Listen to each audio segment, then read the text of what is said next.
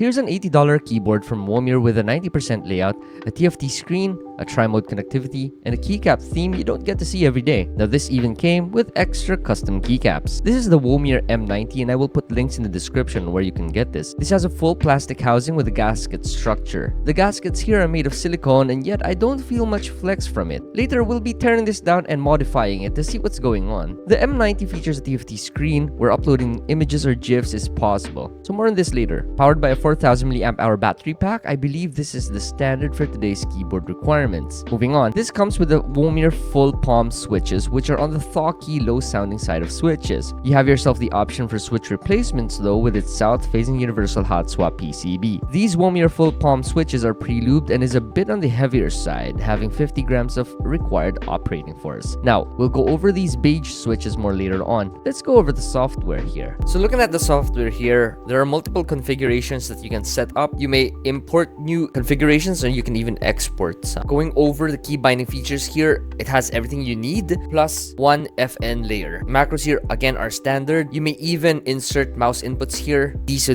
the LED modes. If you have this connected wired, you will have the option to customize the TFT screen. Now let me try to import a GIF here real quick. So before I upload this to my keyboard, first I have to save it. I'm just going to click on upload and wait a while. So that's done. All good. Any questions, leave them in the comment section. Moving on, I'm not sure what this part is for. Even this part, I'm also not sure what this is for. Here you can set up a music rhythm. And then lastly, you have the settings here where you can reset the keyboard. You can set sleep timer. You may even set delay here. Now, I leave it at level 2. We're not going to go too deep into what these are. So controlling that TFT screen is very simple. Just hold down function key right here. And then with the arrow keys, you can select what you want to do. Like change the volume, change the language of the keyboard, which is something you're going to want to do. And I've already uploaded the GIF here, so there's that. And the default screen that shows connectivity, battery settings, and other indicators. So if I press on arrow key to the right, I'm still holding down function. I can choose the RGB effect here by pressing enter. Then from here, you can choose exactly what RGB preset you want. So say I want this RGB preset. I'm just going to press enter again. I can choose what color. Could be static, it could be RGB, but I want it in RGB. You can choose the brightness here as well.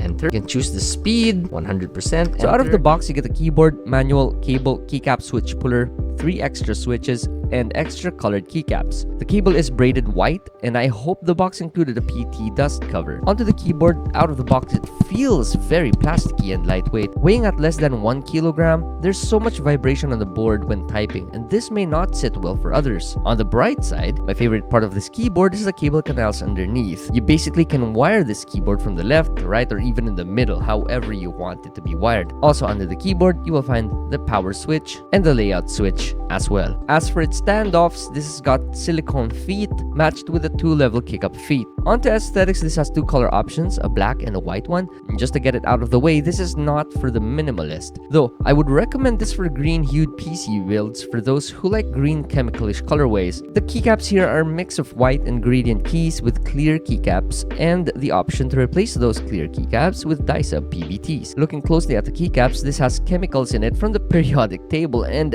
it also has numbers underneath the legends, and I don't know what they are since I hate both chemistry and my chemistry teacher. Anyways, this has lots of RGB modes as I mentioned earlier, and so far I really like how vibrant those LEDs are. The plate material here is PP, which contributes to better light diffusion. Plus, the switches here have LED diffusers that look good when matched with clear keycaps. The keycaps here are cherry profile dye-sub PBTs and PC for the clear keys. These aren't shine-through keys, so RGB fans may want to change keycaps. Also, PC keycaps have top prints that may eventually fade. The plate-mounted stabilizers here are pre-lubed and have slight wobble to it, so I tightened them with extra thick cloth tape. Onto the full palm beige switches, this doesn't have a very loud sound versus other switches since this is a full palm switch, and I don't think this will make a keyboard clack. It leans more towards the Thaw-key side of switches. I think this will give a marbly sound signature or a Thaw-key sound signature depending on case fittings, plate material, and other factors. The Womier full palm beige switches have a 50-gram actuation force and a 60-gram bottom out force, so they're on the lighter side with a good bounce back. And if it matters to you, this is a 5-pin switch. So tearing this down is not as simple as I thought it would be. Starting off with the clips, you have 1, 2, 3, 4, 5 at the bottom. There's also 5 at the top. The sides, you get 1, 2 clips. Same on the other side. So once you pry all those off and you lift the top case, the PCB and the PP plate will come along with the top case because it is screwed into the top case. So upon lifting this up, you would see there is one cable attached to it. So if I'm holding the top case here, the TFT screen right there is connected to the PCB through from underneath here, and that is where it's connected to. So just lift that black lock up and then pull the cable out. In order for you to remove that TFT screen, there's just a lock at the sides here that you're just gonna have to press. So press that and then push it out. Back to what I was talking about a while ago with the screws. There's one screw right here and another screw right there. Once you take out those screws, the PCB and the PP plate will not immediately detach from the top case because for some reason, these standoffs where the screws are located in have a wider, thicker tip.